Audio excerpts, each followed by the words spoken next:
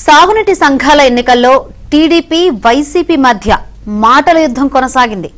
ఎన్నికలకు రానియకుండా వీఆర్ఓలను మండల కేంద్రాల్లో బంధించి పులివెందులలో బీటెక్ రవి చేతగాని రాజకీయాలు చేస్తున్నారని అవినాష్ రెడ్డి అన్నారు.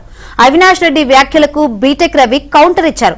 పులివెందులలో ఇంతకాలం సామాన్య ప్రజలు ఇబ్బందులు పడ్డారని, వైఎస్ కుటుంబ పెత్తనానికి చరమగీతం పాడామన్నారు.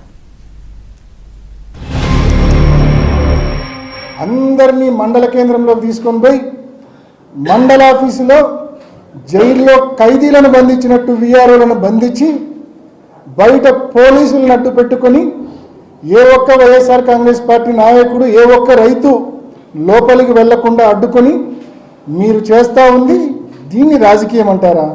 ఇది చేతకాని దద్దమ్మలు చేసే రాజకీయం. ఇది ఇంతవరకు 78 నుంచి మీరు నిర్మించుకునే సామ్రాజ్యాన్ని ఈరోజు మా కార్యకర్తలు మా నాయకులు కూకట్టి వేళ్లతో సహా పెకలించి ఎవడే గాని నామినేషన్ గాని ట్యాక్స్ కట్టుకునేదానికి గాని ఎంఆర్ఓ ఆఫీసుకు వచ్చిన సందర్భం కూడా లేదు.